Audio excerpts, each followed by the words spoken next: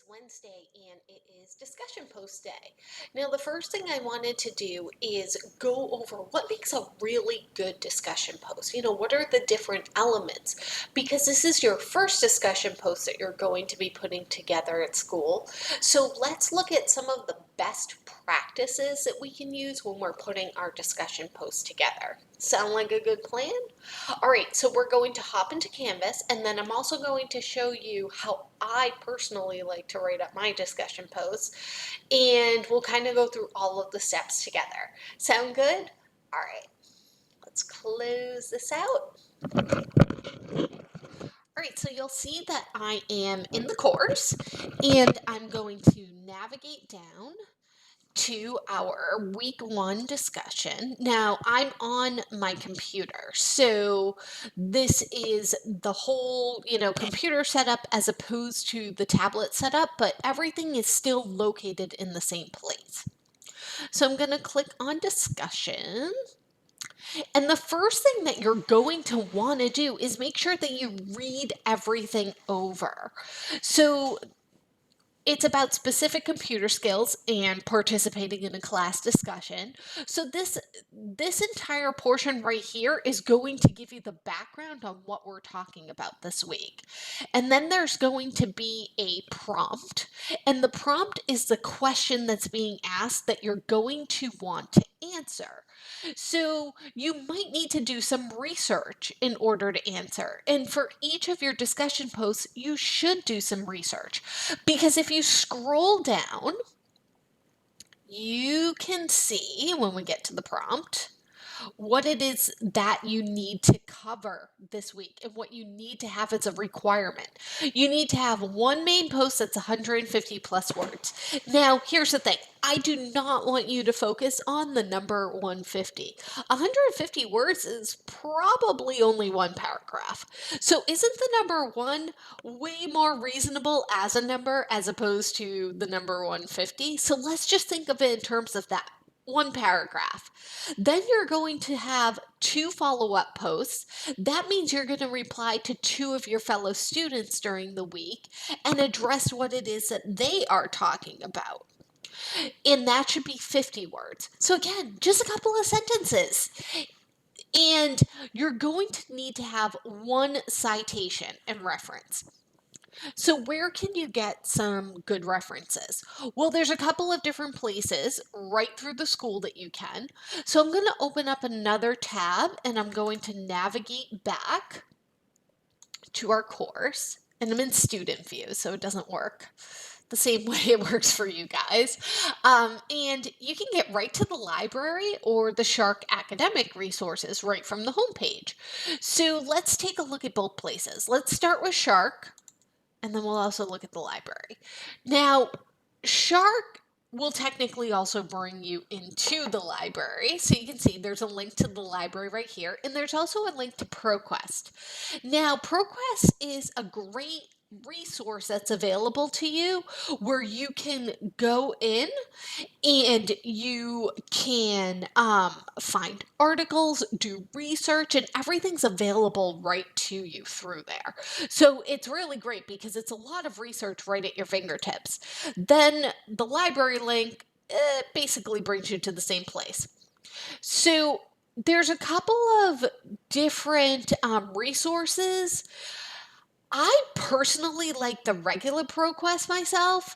And it's just I have personally had better experience finding what it is that I'm looking for there.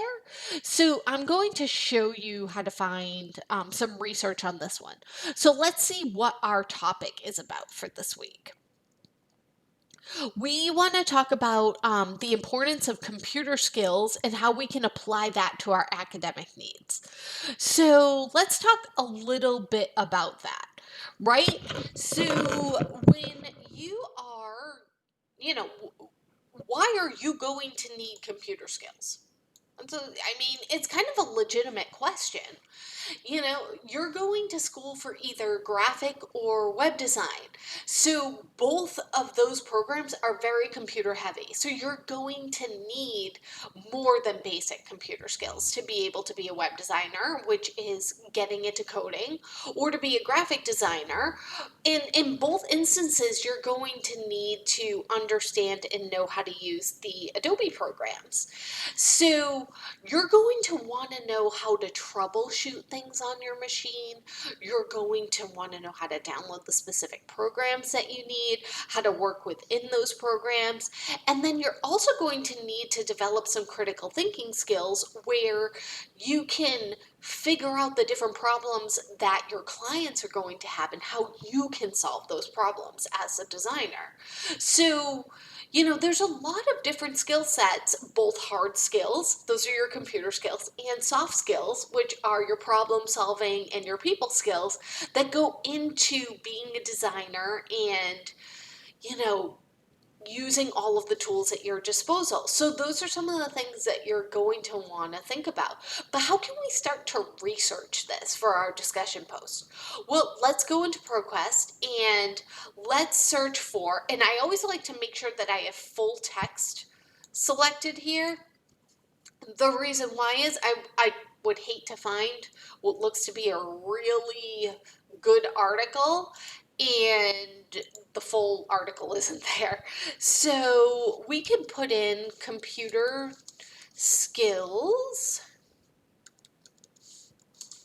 in the design field, let's say. And that seems like a good place where we can start, right?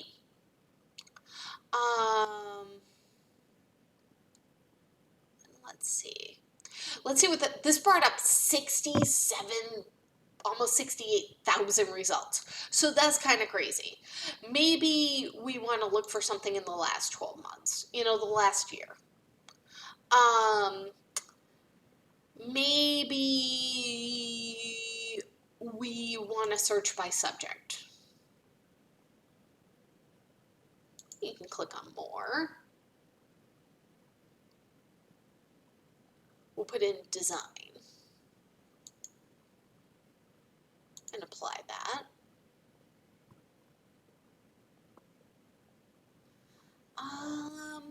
Design, oh, that says game design. We don't do game design.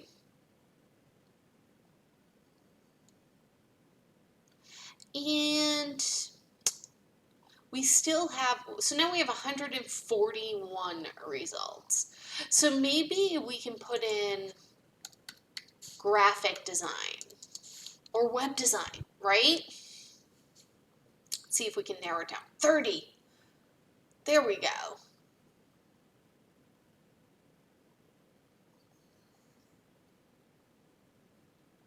This is interesting. Studio art professor teaching hands-on skills in a remote new world. So, you know, this might have to do with COVID-19 and, you know, instructors needing to teach students who might not necessarily have a tech background. So that could be an interesting approach. So you can see where you can really start to narrow down your search. So once you find what it is that you are searching for, the next step is going to be getting into Microsoft Word and typing it out. So why do we want to type it in Microsoft Word and not just hit reply and start typing right here on the screen? Well, because if we type right here on the screen, it's not going to catch all of our grammatical errors. We're not going to really be able to format our text as well as we might like. And honestly, if something refreshes on the page, I've known many students who have gotten to the end, went to hit post reply and lost their post. So you can save in Microsoft Word. So let's look at what our institutional writing guidelines are to see how we should start to format our posts. So once I click on that link, I can actually pull up a template right here. Now you can download the template or you can just kind of copy and paste it. right into Microsoft Word. Oh, actually, let's download it so we don't have to fix all the formatting. So I've downloaded it. I'm going to open it up, and here it is. So you can put in your name. Helps if you spell your name correctly. The date,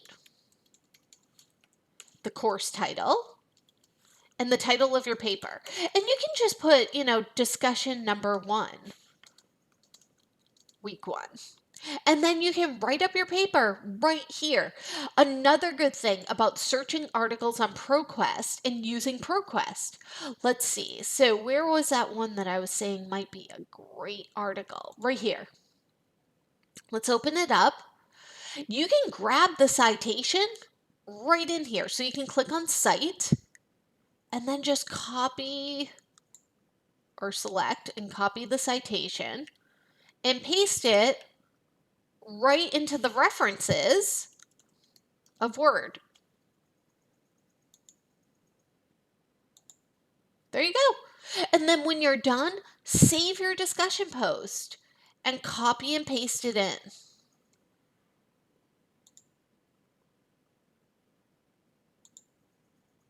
So let's get back to the discussion.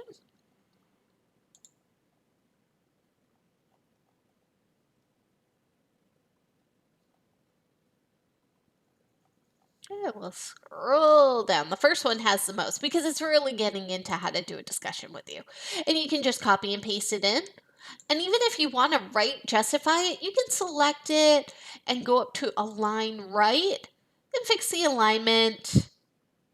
You can even go in and manually, tab over your first paragraph if you want. I think it lets you do that. Increased.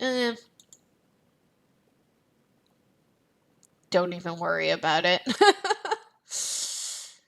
And then just hit post reply. So I really hope that this helps you to put together our first discussion post. And remember, take part in the discussion each week. It's worth a lot of points. And it's a great way to see some familiar faces and to interact with your fellow students. I hope you guys all have a great Wednesday, and I look forward to seeing those posts. All right, talk to you soon.